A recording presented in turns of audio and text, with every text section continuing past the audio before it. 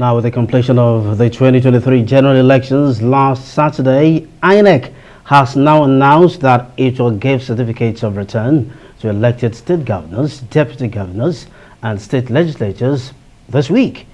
While the new governors and the returning ones are warming up to start the race on May 29, many of the states are still being faced with issues of heavy debt, a backlog of unpaid salaries, abandoned projects, and other financial constraints.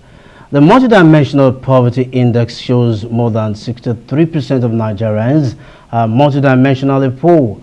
The big question is, how can the new governors and legislators work to make state governments more effective as enablers of development? Once again, Arise News analyst Dr. Sam Amadi joins us to really take a look at this issue. Dr. Amadi, thank you so much for being here. And of course, just 2 states outstanding out of the 28 where we expected to have new chief executive officers. Speaking of Kebbi and Adamawa State. And if you look at this period, some people will say they don't envy whoever becomes president or governor or any leader at any point, because if you look at the indices in Nigeria, it's not very palatable. So my first question to you tonight is, most of these governors didn't really debate. So the people don't even know the plans, aside from maybe a manifesto in a piece of paper. We don't even know most of the plans that they have for the people. So how optimistic are you that, these governors who are coming in, be it old or new, they have their work cut out for them, but the ability to perform and deliver for the people? Are you optimistic? Well, I'm not, because first, if you look at the rating in terms of the index, whether I look at statistics that compiles state indebtedness, look at how many states are paying salaries, are owing salaries in more than 3-4 months, you look at the IGR of the states in compared with their population. Look at the even unemployment rates. If you look at the multidimensional poverty, many of the states are below national average. So what that tells you is that in terms of performance, they didn't perform. So if a state, without looking at whether you're PDP, APC, Labour, ABGA, whatever, if you look at data, clear data, we know that most states didn't perform. Many of the states are bankrupt completely. We've seen that apart from Lagos, River State, Ogun State, and maybe marginally, maybe Kaduna State and a few other states, none of these states are solvent in terms of being able to solve pay their salaries, manage to deal with their recurrent expenditure without even debts. And so the question then is, what are they going to do new? Now, you talked about debate. The idea of election is that generally responsiveness to citizens. So if you didn't perform, maybe during the debating time, you tell the citizens what you need to do, want to do more. You talk about what you've done, why you didn't perform. You are probably laying foundations, warming the seat, cleaning your seat and table. Now, second time, you roll out, you start the job, okay? But they never had conversations like this. Only Lagos. Lagos had a debate which the winner totally avoided. So, well, we can say, let's assess what to do by what he has done before.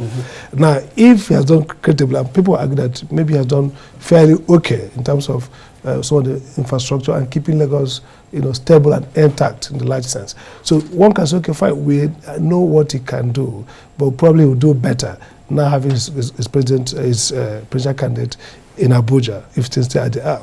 Then you come to states, for example, that are not doing very well at all. Bayelsa was, in terms of multidimensional poverty, was very low. Sokoto State, for example, the APC, I think, took that state from the PDP. Yeah. Okay, fine. So the question is, what is the APC candidate going to do? Sokoto brought the rear, is the last state in terms of multidimensional poverty, or the last, I think, in terms of the NBC income-based poverty assessment. So what are you going to do different to create economic growth in Sokoto that's going to result in household wealth? We'll see you're going to move people from poverty in terms of both the sanitation, human capital, job employment, rural economy. What would be different? If you go to the southeast, where there's insecurity at a high level, take for example Imo State, although there was no election, we'll have legislators who are coming in. So what the sense is, what would change in terms of the directives of lawmaking to deal with very acute insecurity situation? You get to Ebonyi, You get to Southeast, entire Southeast, they have insecurity crisis. So the real question here is that we didn't have opportunity to really assess these governors. And because of the kind of, state capture that we have, elections in Nigeria are not questions of, trying to express opinion, justify why you should be in power, but building the structure, criminal structure, managing the electoral process, budgeting so much money probably to buy votes and all that. So we're going to have not just governors, and this is where we should focus. Legislators are critical to driving development.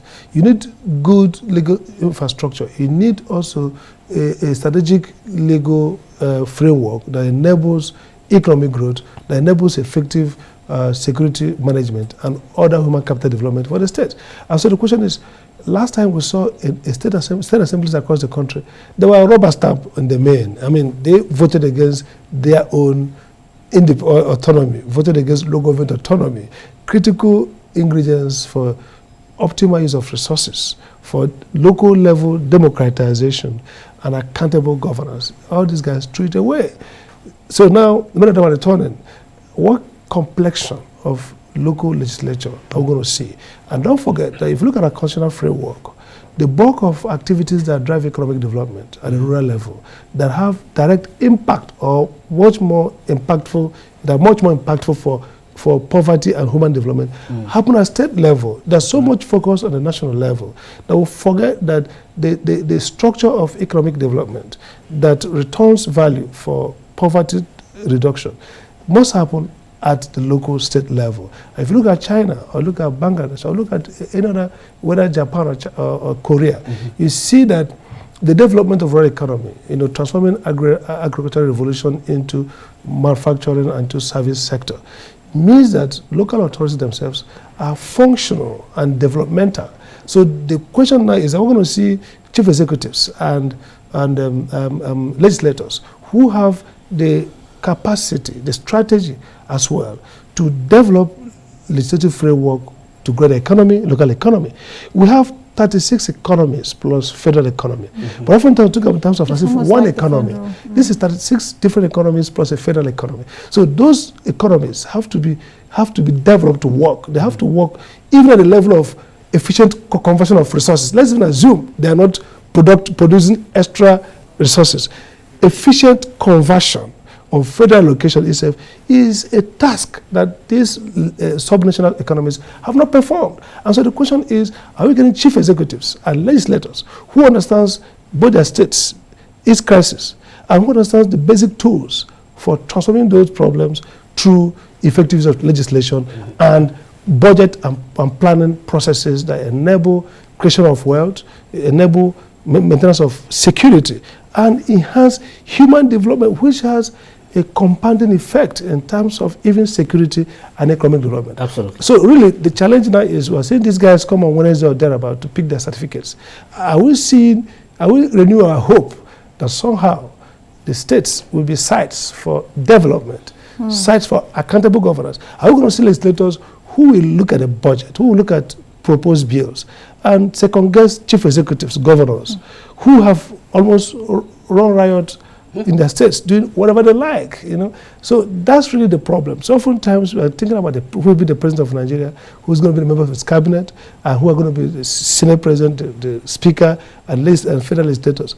If you ask me, the real site for transformative governance that will have compounding effect for poverty reduction, for economic growth, is at subnational level at the states. Dr. Sam, now when we talk about multidimensional poverty and its reduction, 3 dimensions come to mind according to the World Bank.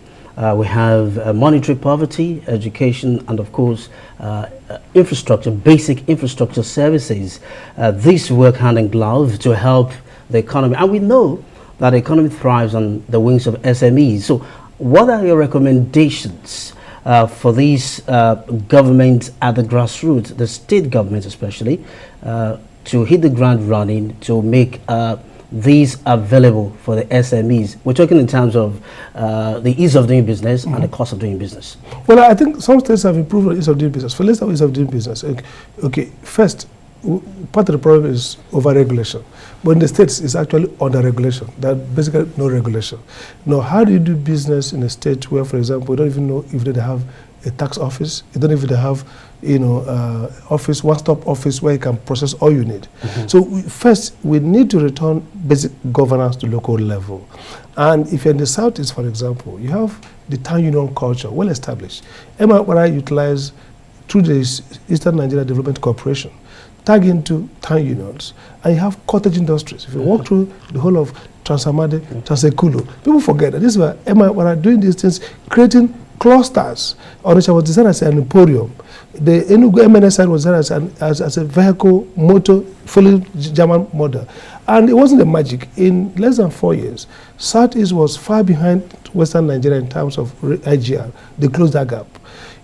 In the North, they had the Northern Development Corporation, Northern Nigeria Development Corporation. They had the Western Nigeria Development Corporation. So we are seeing the local areas as sites for industrialization, small cottage industries that will drive employment, efficient conversion of resources to products, and at the same time create a sense of transformation in terms of value, sanitation, everything. They set up the first colleges, public libraries, and drove up human capital.